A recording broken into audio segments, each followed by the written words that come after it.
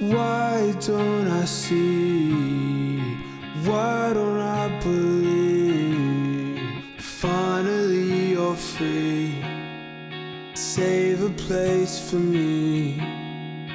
I could. Hey guys, so it's the middle of Dead Week and it's our last day of classes for first semester, which means I've been studying for the whole day, pretty much all night. So it's not technically December 3rd anymore, but I still wanted to go ahead and do the third entry because I want to make sure I do one every single day.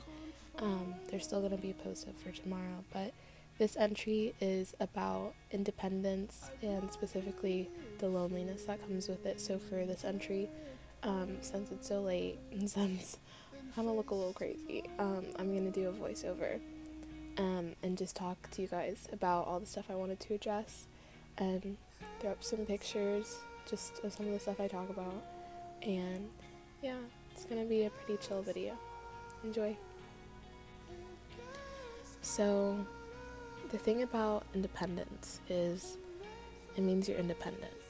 It means you're alone. It means you're accountable for your actions. And it means that you're completely reliant on just yourself. To me, independence, it means you become your own person. And it's something that you gain by being able to be alone. But one of the downsides of being an independent person and being able to take care of yourself and not really needing anyone else is sometimes that can come with a great deal of loneliness, especially since being independent is an aspect of being mature. And if you're more mature than your peers, or if you just can't find anyone to be independent with, it's really lonely out there. And coming to college, I never really realized how lonely you can feel.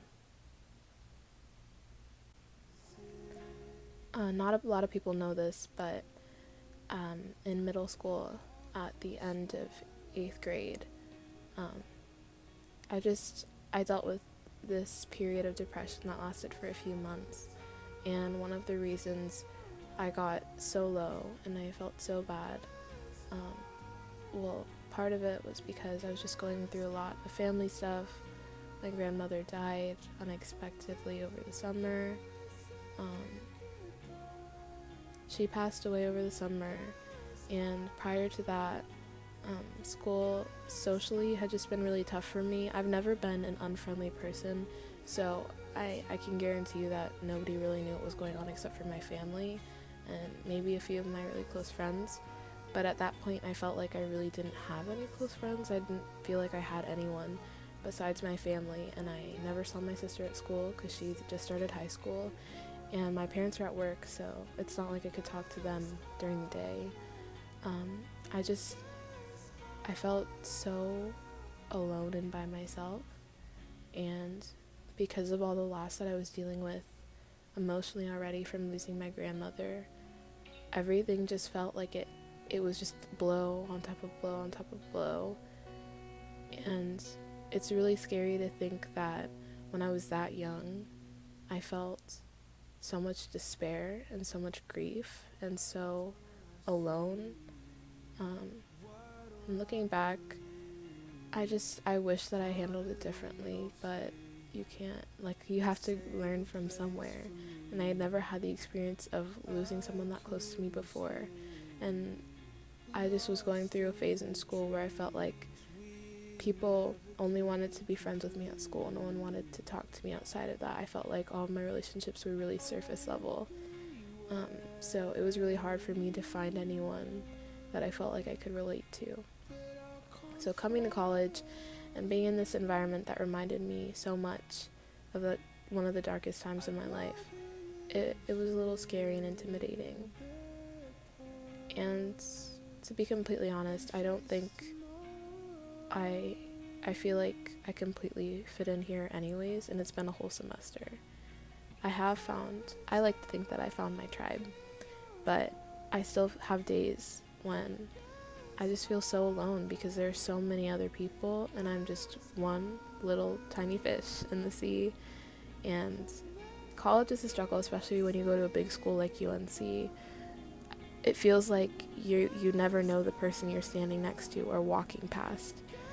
Every day you see thousands or hundreds of strangers just passing you by, and it's just so crazy to think about all the people that you've never met that live probably less than 5 minutes away from you.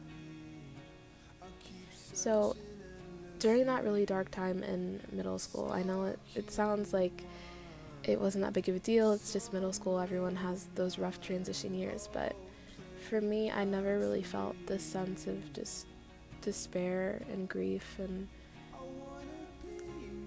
I did seek professional help. I talked to my family, but the worst part of it all was just feeling like there was something wrong with me, and that was the reason that other people didn't connect with me the way I really desired.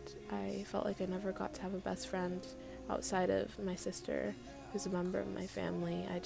I felt like people outside of my family didn't want to be with me, or that there was something wrong with me that like repelled people, and I didn't know what it was, and I just internalized it for the longest time.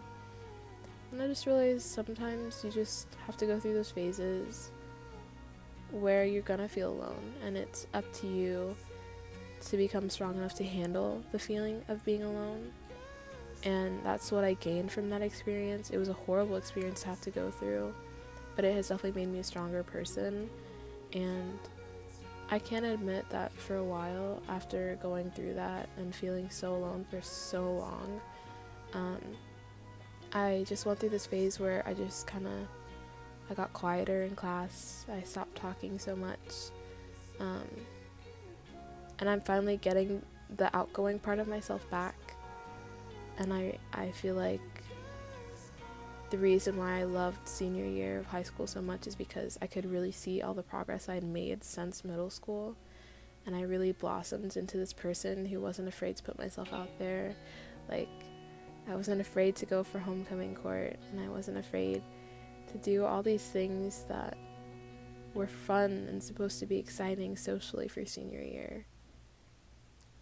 But having had the experience I did in middle school, whenever I do feel lonely, like I did at the beginning of school at UNC, college is so scary already, but when I first got here, it just drew me right back to this place of not knowing if I was going to have anyone to rely on, if I was ever going to get that best friend relationship that I always wanted or always saw in the movies.